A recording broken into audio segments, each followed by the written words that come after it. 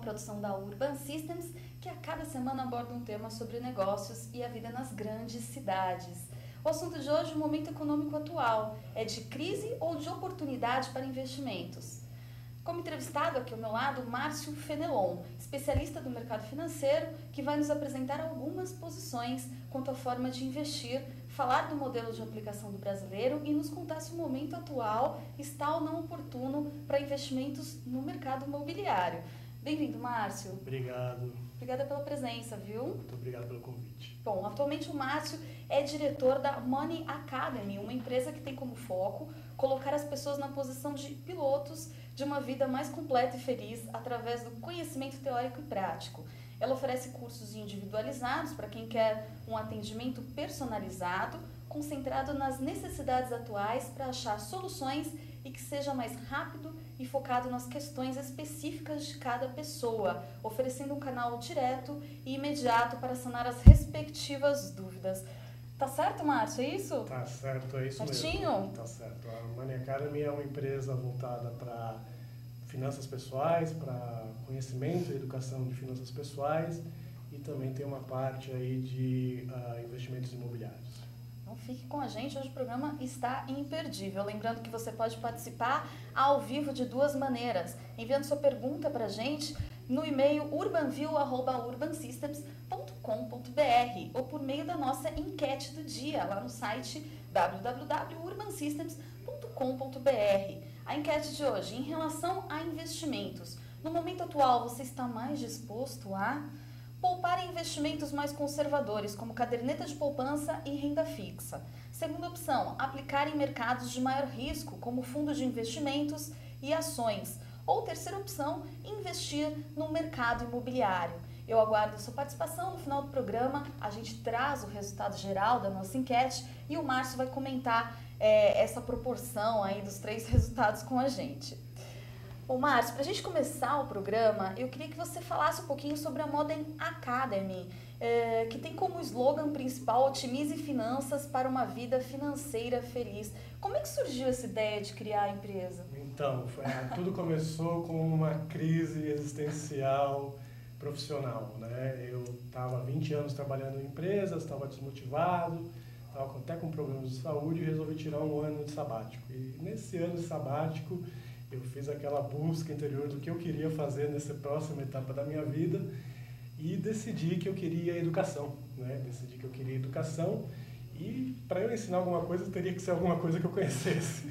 Então, como eu sabia muito de finanças, trabalhei a minha vida inteira em finanças e trabalhei muito tempo também no mercado imobiliário, eu decidi que eu iria trabalhar com finanças e essa parte de investimentos para mercado imobiliário sempre voltado para a pessoa física. Né? Sempre voltado para a pessoa física. Então, a empresa é para pessoa física, a pessoa jurídica não atende.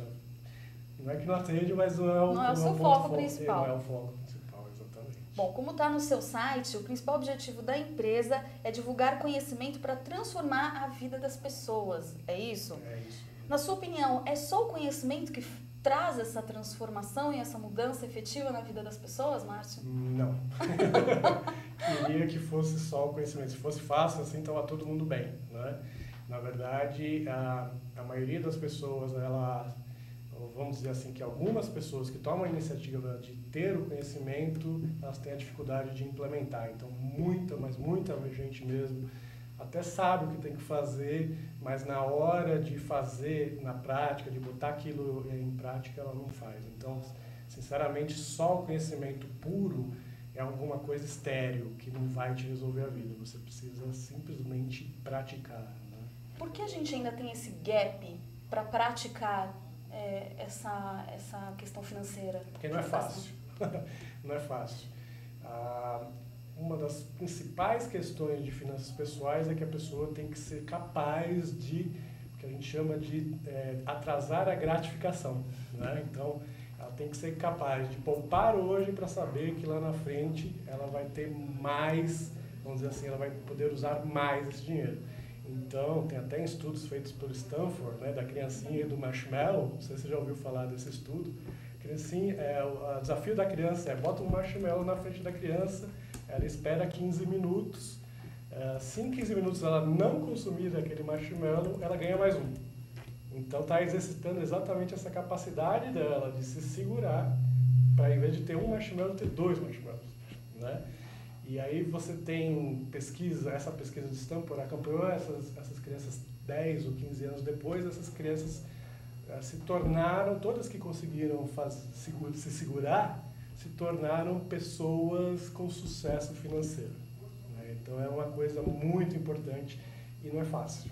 Você como especialista, qual é o melhor momento para mostrar a importância da educação financeira para as crianças, adolescentes? Existe um momento? É desde o primeiro momento. Então, até eu tenho essa prática com a minha filha, né? Começamos a dar mesada para minha filha com 4 anos de idade, né? Então, em torno de R$1 por ano, se não me engano, é uma coisa bem simbólica, mas para a criança começar a entender o valor das coisas, né? Então, quanto mais cedo vai ser mais fácil esse aprendizado. Agora, é fato, e você já colocou a importância do conhecimento e experiência para a educação financeira. Você poderia dar exemplos em que em que o desconhecimento pode doer no bolso? Não só a falta do... Né? Acho que são vários, mas você poderia citar alguns para a gente? Tem muitos. O que você tem geralmente, o mais comum é o super conservadorismo nas suas aplicações. Esse é o que mais dói e é o que menos é percebido.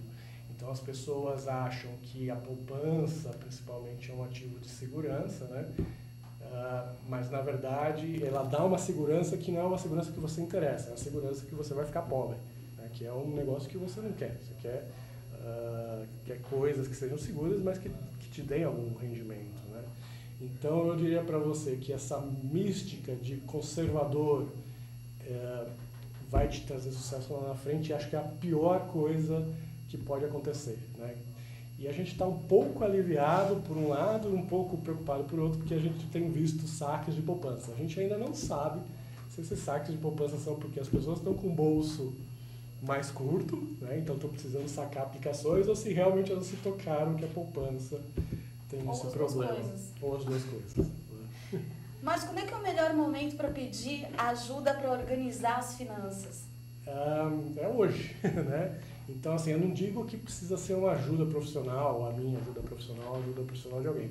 Mas se você não tem o conhecimento dos pontos fundamentais de finanças, você tem que pegar hoje.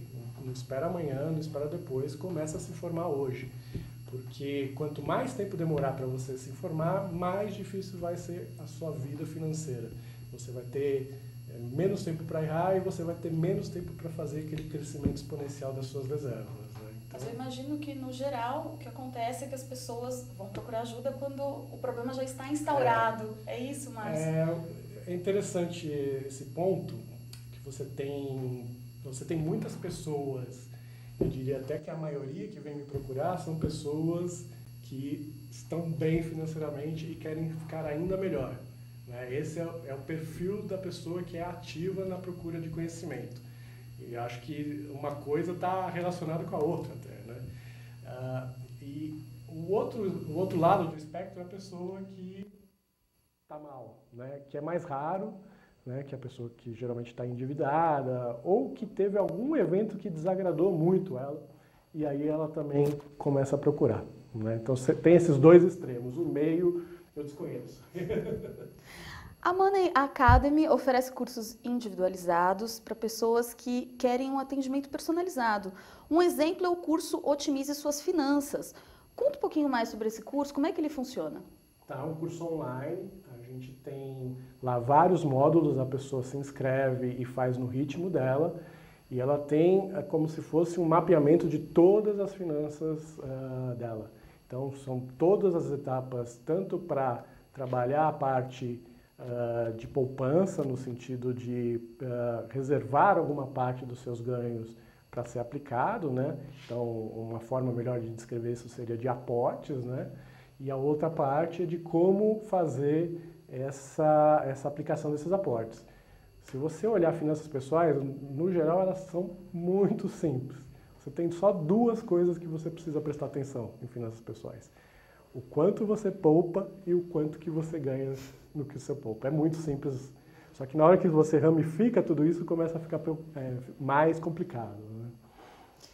Márcio, a combinação da taxa média de poupança dos brasileiros, que é 10,7, com aplicações em renda fixa, como a poupança, CDB e até alguns tipos de títulos do Tesouro Direto, podem ser consideradas escolhas equivocadas. Nós, inclusive, estávamos conversando isso antes do programa começar. Aplicando em poupança, pelas nossas contas aqui, são 188 anos para uma pessoa obter independência financeira, ou seja, nunca, né? Não vai acontecer. Então, na sua opinião, como especialista, qual a melhor forma de investir? Você tem que fazer uma cesta de produtos em que você inclua uma parte fixa e uma parte variável. Existe um mito, ou uma crença, melhor dizer, da população brasileira que acha que é possível se aposentar só com renda fixa. Então, eu vou deixar claro aqui, não é, né? Para a maioria das pessoas não é. Talvez seja para a pessoa com mais baixa renda, porque a aposentadoria do governo consegue suplementar quase igual o que ela ganhava antes.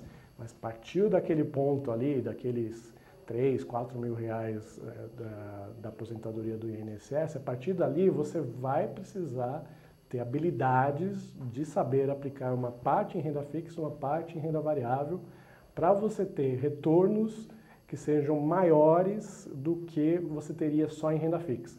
O retorno em renda fixa ele dá uma ilusão hoje de ser bom, principalmente hoje, porque ele está muito alto. Só que isso não vai ser a normalidade do Brasil.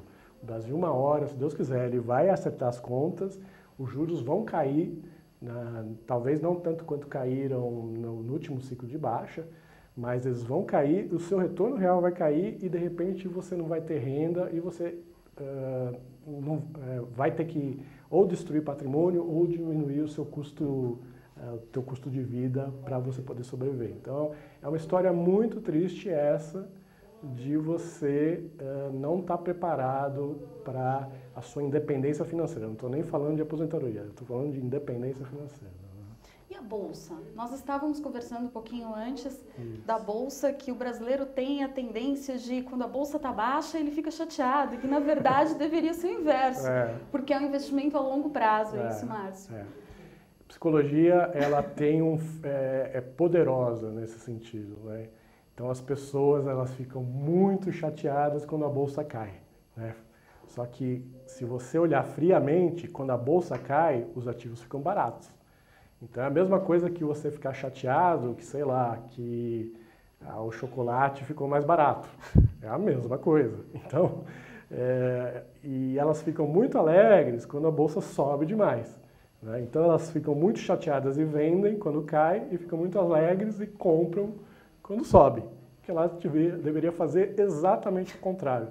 Então você tem um tipo de pessoa que tem esse entendimento e que tem um aspecto psicológico de ir contra a maré. Então, o investimento em bolsa é essencialmente um investimento contra a maré, na maioria das vezes, né? Por isso, é importante estudar e se convencer. Se você não tivesse convencimento no mesmo nível que eu tenho hoje, uma hora o mercado vai te testar de um jeito que você vai jogar toalha, você vai vender barato e nunca mais vai entrar de bolsa. E a pior coisa que pode acontecer para você é isso, é você pegar birra de bolsa.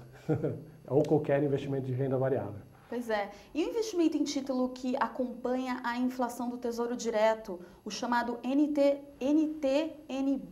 Qual o tempo para a gente alcançar a independência financeira dessa forma? Então, a independência financeira não depende só da aplicação, ela depende também do seu nível de poupança. Então, vamos dizer assim, você tem um alto nível de poupança. Para o brasileiro é considerado em torno de 30%, 40%. Se você investir numa NTN-B, você vai demorar entre 15 a 20 anos para você ter um dinheiro suficiente para pagar todas as suas despesas e você não trabalhar mais, né? O que acontece e um risco da NTN-B que ninguém fala, né? A NTN-B, hoje ela está pagando bem, mas a gente não sabe o quanto que a NTN-B vai estar pagando daqui a 20 anos, 30 anos, que é uma coisa quase esotérica para as pessoas. As pessoas não pensam em 20 e 30 anos, né? Mas você fazer um investimento exclusivo em qualquer ativo, mesmo a NTNB que é super segura, lá na frente você pode ter uma NTNB pagando metade do que está pagando hoje. E aí você cai naquele mesmo problema de ter que reduzir o teu padrão de vida. Então, é muito bom, faz todo sentido você ter NTNB pro longo prazo numa carteira, mas não pode ter só NTNB. A gente tem mais uma opção que é a aplicação em um fundo de índice, o ETF, que são fundos, para quem não conhece, fundos formados por ações de diversas empresas que acompanham o movimento dos principais índices da Bolsa. A pessoa pode atingir a independência financeira em apenas 5 anos, é isso, Márcio? 5 anos. O que acontece? Também não recomendo fazer só ETF, mas vamos dizer assim, num caso, eu fiz essa simulação só para provocar mesmo, né? Eu não recomendo a ninguém que faça 100% só em ETF, né? Mas se você tiver uma poupança altíssima, né? Uma poupança que eu já vi clientes meus ter esse nível de poupança, que é em torno de 60% a 70% das suas despesas, né? Sendo aplicadas todo mês, você vai conseguir entre 5 e 7 anos se você fizer uma aplicação em ETF. O ETF em si é muito, muito interessante para quem não tem conhecimento, não tem tempo, não tem saco, enfim, para quem quer ter a renda variável, mas não quer se misturar nessa história toda, né? Porque ele pega um monte de empresas, ele diversifica o risco e ele acompanha a economia do país. Então fica mais simples para você aplicar, né?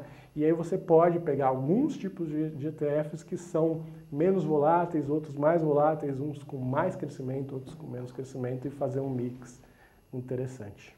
Você colocou no seu blog que conversando com os clientes percebeu que a maioria ainda prefere aplicações referenciadas no CDI, Certificados de Depósito Interbancário, ou na Selic também.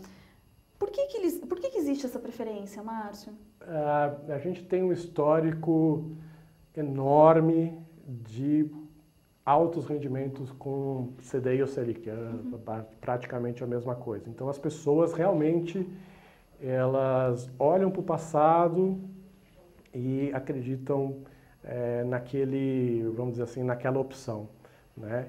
E a gente tem historicamente também uma questão no Brasil de uma aversão ou um conservadorismo muito grande nas aplicações. As pessoas gostam de aplicar, em primeiro lugar, em poupança, em segundo lugar, em Selic, em terceiro lugar, em imóveis, né?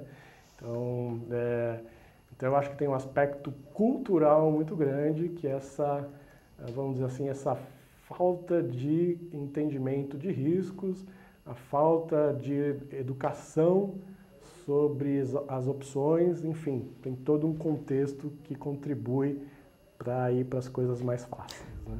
Agora, você tocou na questão do conservacionismo. E entrando também um pouquinho no campo da comparação, nos Estados Unidos, 50% das pessoas investem em ações e o percentual sobe ainda mais se falarmos em renda variável, que são as ações, fundos indexados, fundos imobiliários, etc. No Brasil, ficamos com um número de 600 mil pessoas, o que vem cada vez diminuindo. Qual a explicação para essa diferença? Você já colocou que o brasileiro é extremamente conservador e não tem o conhecimento necessário, é isso, Exatamente. Márcio? Você tem uma questão cultural até, que os Estados Unidos eles são talvez o país que mais gosta de risco, né? Talvez até pela forma que o país foi criado, aí eu estou chutando, mas enfim, você tem essa questão de as pessoas toparem muito mais risco que você tem no Brasil. Então é uma questão puramente de mentalidade. Você vê uma quantidade enorme de startups sendo abertas e as pessoas, na sua maioria, elas consideram os erros como um ensinamento muito mais do que um fracasso. Então, é muito comum o cara tentar uma primeira startup, uma segunda startup, uma terceira, na quinta ele fica bilionário, né? Então, você tem esse espírito, ele vale também para o mercado de ações, né? Então, o americano médio, ele topa mais risco e, por outro lado, ele não tem a muleta que a gente tem aqui, que é a Selic. Ele não tem aplicações de renda fixa que paguem o que a Selic paga aqui no país.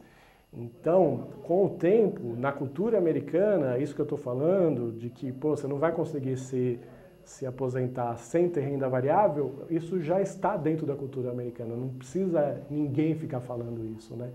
Então, é natural que, porque ele sabe que a renda fixa não vai render nada para ele, que ele vá para esses produtos mais arriscados e que tope essa relação risco-retorno. Né? Essa relação risco-retorno também se dá por conta das altas taxas brasileiras também. A gente também tem um pouquinho o pé atrás, né? As pessoas investem e empreendem um pouco menos aqui, talvez por causa disso? Sim, sim.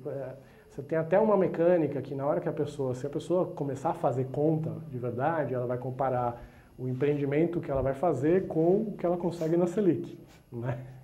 Então ela precisa ter um empreendimento muito bom para conseguir bater a Selic. Então isso também faz parte, vamos dizer assim, do custo do Brasil, essa alta taxa de juros e também os altos custos de financiamento. Então, principalmente no mercado imobiliário. No mercado imobiliário americano, as pessoas conseguem fazer negócios imobiliários de uma forma mais fácil porque tem acesso muito grande a financiamento e isso facilita tudo.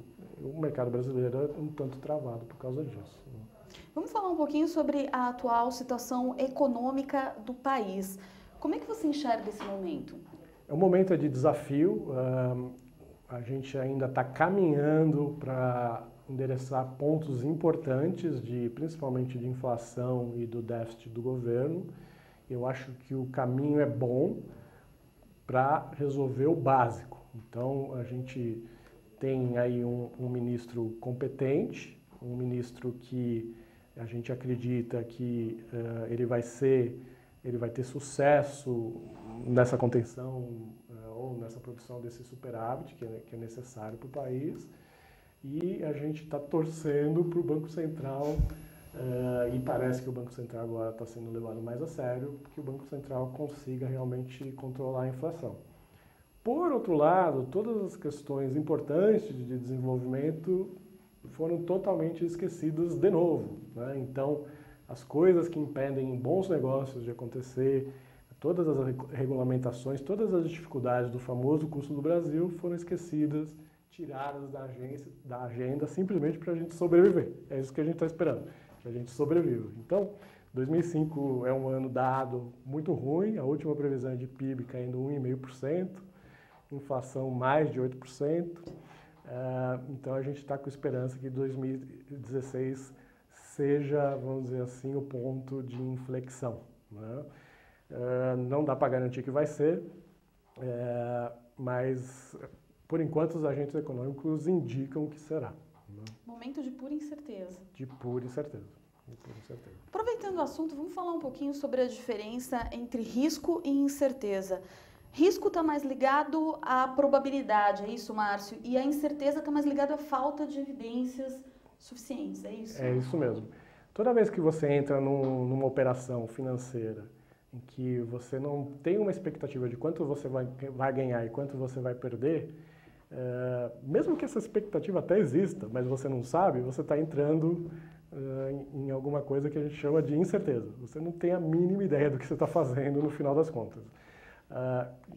Toda operação financeira que você consegue, de alguma forma, mensurar, e tem formas de fazer essa mensuração, de qual o máximo que eu estou colocando em risco ali, né? Então, sei lá, eu vou colocar 100 mil reais em ações, 10 mil reais em ações. O máximo que eu posso perder é 5 mil reais. Você tem que saber esse número, né? Para você estar preparado psicologicamente, né?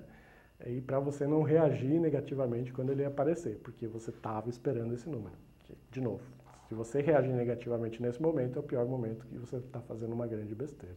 Ou seja, o investidor inteligente é aquele que foge do risco incerto e que tenta minimizar os riscos gerais da melhor forma possível. Exatamente. É isso? Ele foge da incerteza e mensura o risco. E ele tem uma mensuração de risco. Eu vou acrescentar um ponto aí que é importante. mais interessantes são aqueles produtos ou aqueles investimentos em que você tem maiores, os seus ganhos vão ser maiores do que os seus possíveis perdas, que a gente chama de assimetria de riscos. Coisas que, se derem certo, a gente vai ganhar muito, mas se derem errado, a gente ganha pouco, a gente perde pouco, né? Então, se você pegar produtos que têm uma assimetria de risco, e aí eu estou sofisticando um pouco o negócio, mas eu acho importante falar, você vai se dar melhor se você procurar esse tipo de produto. E tem aquela máxima também, né? Tão importante quanto saber quanto você pode ganhar e saber quanto você pode perder. É mais ou menos isso que você está colocando. É extremamente importante, né? Então, se a pessoa... o que acontece, na verdade, é que as pessoas, de um modo geral, elas têm limites de perda que elas aguentam, né? Então, um primeiro limite é o bolso, né? Então, se você tem uma pessoa que tem um bolso curto, quando ela tem uma perda, ela se apavora mais fácil que uma pessoa que tem um bolso grande, vamos dizer assim. Então, vamos dizer que você é uma pessoa que ganha R$5.000 e tem lá R$20.000 dos seus investimentos. Se você entrar num produto que você possa perder R$10.000, é metade do seu patrimônio que vai embora. Então, a capacidade de correr riscos dessa pessoa é muito menor do que uma pessoa, por exemplo, que ganhe 50 mil por mês e que tenha 5 milhões no banco, né? Se ela tiver 10 mil reais de perda, é uma coisa, não consigo fazer a conta de cabeça aqui, mas é uma coisa ínfima dentro das circunstâncias dela. Então, a primeira pessoa tem que tomar muito cuidado e a segunda pessoa pode ser mais, vamos dizer assim, mais ousada. Até porque ela tem 5 milhões no banco, não é verdade, Márcio? E se ela tem 5 milhões no banco, provavelmente ela é ousada. Provavelmente ela é ousada, investiu de forma ousada. Muito bem. Mas as perdas também são importantes para o crescimento e entendimento do processo de investimento? Exatamente. A pessoa tem a questão... Então, uma questão é do bolso e a outra questão é psicológica. A pessoa... tem pessoas que aguentam nível de perdas bárbaros e não se importam. Tem pessoas que com a mínima perda se importam. A grande questão aqui é que a gente, e aqui é um pouco de psicologia, que é um ponto importante de finanças, é que a gente, no geral, a gente não conhece muito bem as nossas reações. A gente fala e pensa que a gente vai agir de um jeito e na hora H a gente reage de um jeito totalmente diferente. Então, o que eu recomendo para as pessoas? Para você saber de verdade qual que vai ser a sua reação num evento de grande perda, você precisa passar por um evento de grande perda. Ou você precisa passar por um mercado difícil. Então, existem aí no mercado muitos formulários que a pessoa preenche um perfil de risco, que é tudo muito racional. E a gente não é nada racional, a gente é muito emocional, é muito psicológico. E o psicológico você só sabe ou se você vai no terapeuta, ou se você vive e você tem essa experiência, né? Então, realmente as experiências de perda, quando elas não tiram a pessoa do mercado, elas são muito ricas, né? E olha que interessante, se a gente fizer uma analogia com o que o Brasil está passando, a gente pode esperar bons frutos então no futuro, porque é um momento de perda, é um momento de entendimento desse processo todo, mas de ameaças, mas que ameaças que podem virar oportunidades. É muito interessante essa questão, porque nos períodos bons, que a gente poderia ter feito as reformas que a gente está precisando, a gente não ia conseguir, porque as pessoas estão sentindo que está tudo certo, não tem nada de errado, não ia ter apoio popular, não ia ter apoio no Congresso, não ia ter apoio nenhum. Os momentos de crise, se bem aproveitados, eles podem ser os momentos para a gente ajeitar a casa, né? Então, passando assim para a economia doméstica, quando você começa a ganhar menos, é aquela hora que você consegue cortar as coisas com mais eficiência. Quando você está ganhando muito, é muito mais difícil você até convencer o companheiro ou a companheira de fazer esse tipo de sacrifício, né? Então, a analogia é totalmente válida para o Brasil também. Muito bem, você citou a psicologia. O quanto a impulsividade conta no quesito economia? Conta muito, né? Principalmente em investimentos, né? Então você tem uma série de auto-enganos que a gente faz direto, né? Então a gente, por exemplo, a gente tem muito medo da perda.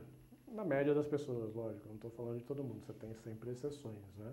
Mas existem estudos feitos por um prêmio Nobel que falam que a dor da perda, a dor de perder, é 2,5 vezes maior do que a felicidade de ganhar. Então as pessoas, e eu falo por experiência própria, eu lembro de cada açãozinha que me deu um bom prejuízo. Eu lembro, tá lá na minha cabeça, porque realmente fica marcado, né? Agora, fica mais difícil na minha cabeça eu lembrar os sucessos, né? Então, e isso faz com que a gente, e aí volta para o começo da nossa conversa, que a gente fique muito conservador. A gente fica conservador demais. E aí a gente não consegue acessar valor, a gente não consegue acessar aquele juros exponencial que vai trazer riqueza para a gente. Muito bem colocado, Márcio. Bom, um pensamento bem comum também que as pessoas têm é de que a única forma de você investir bem é saber o que vai acontecer com a economia e qual a repercussão disso nos preços dos ativos, que é reflexo de uma posição bem conservadora. Esse tipo de pensamento pode ser considerado utópico? Ele acaba prejudicando cada vez mais os investimentos de alguma forma? Na verdade, esse é o pensamento dominante, é o pensamento, vamos dizer assim, você tem duas escolas de investimento, uma escola de investimento que é essa escola ativa, né? Que você tem, as pessoas tentam antecipar os movimentos econômicos e o que vai acontecer com os ativos por causa desses movimentos econômicos, né? E você tem a escola, vamos dizer assim, passiva, que é aquela que só reage depois que aconteceu o evento, né? Então, eu sou, obviamente, a gente está falando aqui de uma pessoa que defende a posição passiva para as pessoas físicas, porque a pessoa física, ela tem que ter, vamos dizer assim, tem que saber que ela não vai conseguir prever nem o que vai acontecer com a economia, muito menos o que vai acontecer com os ativos. A gente tem que ser realista nesse ponto, né? Então, é muito interessante. Você faz uma carteira, você define lá sua carteira de qualquer jeito que ela seja, sei lá, 50% renda fixa, 20% em ações, 30% fundo imobiliário, sei lá, dólar, o que seja. Passa um ano, o que aconteceu com essa carteira? Alguns ativos subiram, alguns caíram, né? Só que você quer que ela volte para aquele mesmo patamar que estava antes. Então, o que você vai ter que fazer? Aqueles ativos que subiram, eles aumentaram de participação na sua carteira. Então, você tem que vender eles para eles voltarem para aquele ponto inicial. Os ativos que caíram, eles caíram de participação na sua carteira, então você tem que comprar mais aqueles ativos para eles voltarem para aquele lugar anterior que você tinha pensado um ano atrás. Então você sempre vende o que subiu e sempre compra o que caiu. Você consegue sempre fazer o buy low e sell high, de uma forma que você não pense, né? Se você seguir esse esquema, que é o esquema de rebalanceamento, você tem muito pouco perigo de fazer aquilo que a gente comentou de vender ativos na baixa e ficar zangado, etc. E tal. Então, são essas duas, vamos dizer assim, essas duas correntes, e a corrente preponderante é essa dos heróis, né? Então, os heróis são pessoas especiais, eles são heróis, então é o Warren Buffett, é o Stuberger no Brasil, são pessoas que, vamos dizer assim, eles são os Neymar dos investimentos. É muito interessante fazer essa comparação porque, se não me engano, são 95% dos jogadores de futebol ganham um salário mínimo. e a gente só vê o Neymar ganhando milhões. Então é a mesma coisa no investimento. A gente vê o Warren Buffett ganhando bilhões, o Stuber ganhando milhões ou bilhões, não sei. Né? E não vê os pequenininhos. E a gente não vê os pequenininhos. A maioria, a maioria das pessoas não consegue antecipar esses movimentos, ainda mais com a pessoa trabalhando e fazendo outras coisas. E a gente precisa aceitar esse fato que não é muito fácil. Olha que interessante, ainda em cima do que você está colocando, em um levantamento da Fidelity, uma das maiores empresas de investimento dos Estados Unidos, revelou que as carteiras com mais retorno foram dos clientes que esqueceram que tinham carteiras, né? O chamado buy and hold, ou seja, as melhores carteiras de pessoas físicas foram aquelas que não fizeram nada por um longo período de tempo. Existe alguma explicação para isso, Márcio? Existe. Quanto mais você negocia... Nem pipoca, é isso? Fica olhando, demora para ficar pronta? Mais ou menos. Quanto mais você negocia, mais a tendência de você fazer besteira. Se eu puder resumir toda essa história. Então é muito interessante. Você tem pessoas fazendo estratégias sofisticadíssimas. A Fidelity é uma das maiores empresas americanas. E ela faz um estudo longuíssimo, ela tem esse privilégio de ter uma história longa, né? As melhores carteiras são aquelas que não fizeram nada. As pessoas que simplesmente esqueceram, né? Então, eu acho que isso é uma lição excelente para quem acha que, pelo menos no nível da pessoa física, que uma gestão ativa vai te ajudar. Bom, vamos falar sobre investimento imobiliário. Quais são as principais razões para a gente investir em mercado imobiliário atualmente? O mercado imobiliário é segurança, é renda, né? Então, e você tem uma série de estratégias que você pode usar para acessar o mercado imobiliário e para investir no mercado imobiliário. Ele é muito interessante, no meu entender, para qualquer uma das estratégias, mas elas podem ter alguns períodos que você tem boas, que funcionam mais algumas estratégias, e alguns períodos que funcionam mais outras estratégias. Mas tem muita gente buscando no mercado imobiliário simplesmente valorização e tem muita gente buscando renda no mercado e todas as estratégias funcionam dependendo do período, né? Pois é, aquela crença de que imóvel nunca cai de preço, nunca cai de preço, de fato, continua presente no Brasil? A crença continua, né? Só que não é real. Não é real. Como qualquer ativo, o imóvel também está sujeito a cair, né? O que você tem no Brasil por incrível que pareça, a crença ela se autorrealiza, né? Porque as pessoas acham que não cai e não deve cair, elas não topam vender um imóvel com prejuízo, então isso ajuda muito, né, o mercado. Tem a questão da perda, né? De a pessoa, se ela vender o imóvel, ela vai fazer aquela questão de aceitar uma perda e às vezes a pessoa simplesmente não aceita. E é muito interessante isso. A pessoa topa ficar 3 anos com o imóvel parado, mas não topa ficar um mês com uma ação perdedora, né? Por quê? Porque na ação você tá lá na tua tela piscando aquele numerinho vermelho. No imóvel não tem uma cotação online, né? Então isso também ajuda a não disparar um processo, um ciclo negativo, de reforço negativo, né?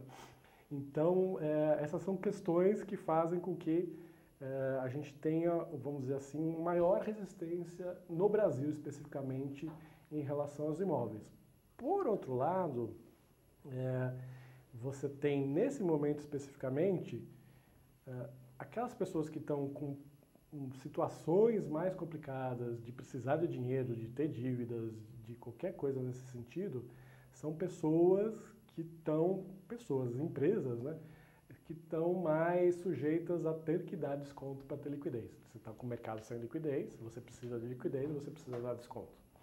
Então, na minha opinião, você vai ter muita oportunidade concentrada poucas oportunidades concentradas nesses agentes que estão com a corda no pescoço. Tá. A gente tem conversado muito aqui no UrbanView que o momento atual é de uma redução do número de lançamentos e do aumento de estoque. Então, se a gente pensar nesse cenário, Márcio, investir em imóveis é ainda uma boa oportunidade para quem está pensando nisso? O imóvel vai ser sempre uma boa oportunidade, mesmo nos períodos ruins. Aliás, fazendo paralelo com o mercado de ações, são nos períodos ruins que as oportunidades aparecem, na verdade, né? Então, o que vai acontecer é que você não tem hoje um mercado tão fácil quanto foi o mercado de 5 anos atrás, né? Que muitas pessoas compravam no lançamento, viam o lançamento valorizar bastante e eles vendiam na entrega. Então, você teve muita gente que eu chamo de flipper, que atuou nesse mercado de uma forma intensa e que ganhou muito dinheiro naquela época, que agora está totalmente desfavorável. Um flipper com estoque hoje é o cara preferencial para realizar uma venda com desconto, né? Mas, no geral, você tem, fora essa parte residencial, você tem uma série de oportunidades na parte comercial, especificamente em lajes corporativas, né? Então, você tem muito, por exemplo, muito fundo imobiliário que o valor do metro quadrado que está embutido no fundo imobiliário, ele está negociando abaixo do que está acontecendo no mercado real, né? Então, é uma época de incerteza, uma época de um pouco de irracionalidade e, com certeza, com boas oportunidades. Inclusive, eu tenho um dado aqui que imóveis residenciais tiveram um melhor desempenho no período de dezembro de 2010 a março de 2014, chegando a uma valorização de mais de 40% com base no IVGR do Bacen. É isso? Comenta um pouquinho essa estatística. Que saudades, bons tempos. Você teve 3 coisas acontecendo aqui, que se eu vou me lembrar bem. Você tem a disponibilidade de financiamento enorme, você teve uma extensão dos prazos e uma redução de custos, né? Então você teve 3 itens muito importantes e ainda por cima você teve um aumento de renda que fez com que, vamos dizer assim, com a mesma prestação você conseguisse comprar um imóvel maior, né? Então, espertamente, com competência, as incorporadoras foram sempre buscar isso. Olha, eu quero achar o ponto em que o comprometimento da pessoa caiba no financiamento, então eu vou levar esse preço para esse patamar. Então, a gente teve essa força incrível dos imóveis novos, puxando também os imóveis antigos.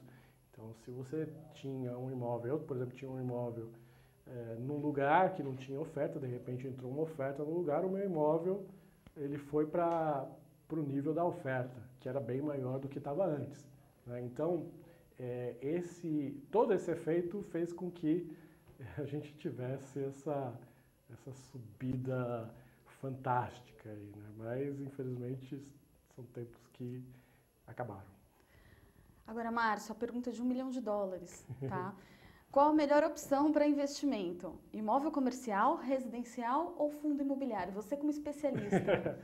Vamos lá, tem muita coisa para conversar aí. Então, imóvel residencial, ele está num período muito complicado e você vai ter que pesquisar realmente muito para achar boas ofertas. As boas ofertas existem, elas estão lá nas incorporadoras que estão com problemas de caixa, lá nas pessoas que estão precisando de dinheiro e aí você vai ter descontos. Só que, muito provavelmente, se você for uma pessoa que faz um investimento para valorização, você pode demorar uns bons anos para realmente conseguir fazer essa valorização vir para o seu bolso, né? Imóvel residencial para aluguel também está muito seletivo. Na média, o aluguel é um mau negócio. Então, se você olhar hoje a média do retorno do aluguel na cidade de São Paulo ou na cidade do Rio, enfim, no Brasil inteiro, ele é um negócio que ele rende um pouquinho mais que a poupança. Então, risco-retorno está péssimo para o aluguel. Mas lá na ponta, naquele 1% de bons imóveis que você vai ter que procurar muito, você vai ainda conseguir bons negócios com aluguel. Mas é um negócio muito seletivo. Comerciais a gente tem várias coisas que podem ser comerciais. Então, salinhas de escritório, né? algumas pessoas chamam de segmento office, né? Que são daquelas salas pequenas de menos de 100 metros quadrados. As incorporadoras aproveitaram esse período de crescimento de preços para vender muita salinha comercial. Foi uma venda que eu acho que foi feita de uma forma competente por parte das incorporadoras e uma forma incompetente por parte de quem comprou. Né? Porque estava na cara, já há 2, 3 anos atrás, que o mercado ia sofrer uma super oferta e a vacância, depende de quem você olha, mas a vacância está em 17% ou 19%, se não me engano, e subindo. Né? Então, esse é um mercado que, na minha opinião, vai demorar bons anos para conseguir fazer a digestão de todo esse problema. Né? O mercado de lajes corporativas, ele também sofreu sobre oferta, mas como são os agentes de lajes corporativas são mais institucionais, não teve tanta racionalidade que teve com pessoa física. Né? Então você tem uma sobreoferta, a gente está com 12 ou 13% de vacância e a vacância deve subir ainda mais, mas a gente já está vendo ali a luz no fim do túnel. A vacância ela deve começar a reduzir ou no final de 2016, no meio de 2016 ou no começo de 2017, porque simplesmente parou-se de construir. Né? Então, por isso tem muita gente com grana boa, né?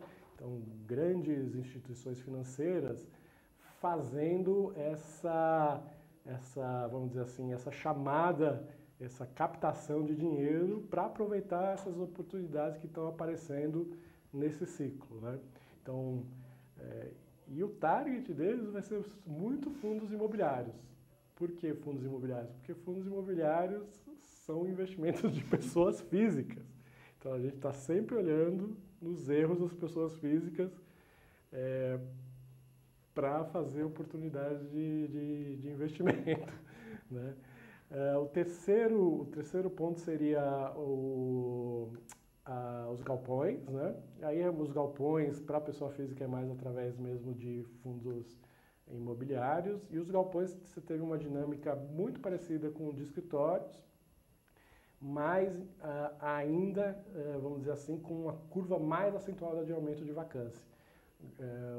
Os galpões continuam tendo uma boa absorção, né? Então isso estimulou a indústria a continuar construindo. Enquanto se parou na parte de escritórios de lajes corporativas, galpões continua. Né? Então a gente vai ter que sentir um pouco no bolso, né? Que preços ainda de galpões não caíram de forma significativa, a gente vai ter que sentir no bolso para o pessoal parar. A vantagem é que o ciclo do galpão é menor do que o ciclo do escritório. O escritório demora 3 a 5 anos, do zero até ele estar pronto. Né? Um galpão você pode fazer em 1 ou 2 anos. Então o ciclo é menor também. Né? E você tinha mais um, você falou de comerciais. Aí os fundos imobiliários. Né? Os fundos imobiliários, tudo que eu falei vale para os fundos imobiliários, porque você tem fundos imobiliários com cada um desses ativos. Fora esses ativos que eu falei, você tem os fundos imobiliários uma estratégia muito interessante, que é você comprar os famosos fundos de papel. Fundo de papel, o que é? Por exemplo, a pessoa compra uma casa e ela financia, e aí quem financiou vai lá para uma instituição financeira, vende o recebível, né? E quem comprou o recebível começa a ganhar juros. Então, o fundo de papel é como se fosse uma debenture, né? Meio que uma renda fixa com um prêmio. Então, essa estratégia no momento é nota 10 para o momento, porque duas coisas, a inflação está subindo e os custos de financiamento estão subindo. Então, ele tem 2 pontos positivos que vão influenciar o rendimento dos fundos imobiliários de papel, esses que investem em crise, etc., nesse momento. Grande dica, tá certo. Bom, a gente está chegando ao final do Urbanview, mas antes eu quero dar uma olhadinha na nossa enquete e quero o seu comentário também para o nosso resultado. A pergunta que a gente fez na enquete de hoje do Urbanview, em relação a investimentos, no momento atual, você está mais disposto a... Nós tivemos um empate, 12% disseram aplicar em mercados de maior risco, como fundo de investimentos e ações, e 12% também disseram investir no mercado imobiliário. mas a maioria, 76%, diz poupar em investimentos mais conservadores, como caderneta de poupança e renda fixa. Olha que interessante, ainda reflete bem a realidade do brasileiro em ser mais conservador. Os níveis de retorno que você tem em Selic hoje, as pessoas vão ter muita resistência para fazer troca para qualquer outra coisa, né? O que eu convidaria as pessoas a refletir aí não é a Selic de hoje, mas como é que vai ser a Selic quando você vai se aposentar? Ela vai te dar retorno suficiente para você fazer isso ou não? Pense nisso, reflita, tome as suas decisões e boa sorte para todo mundo. Márcio Fenelon, obrigada pela sua participação. Obrigado. Sucesso, obrigada pela entrevista também. Tenho certeza que foi ótimo para todo mundo que está assistindo, viu? Ótimo, muito obrigado. Sucesso aí na sua carreira.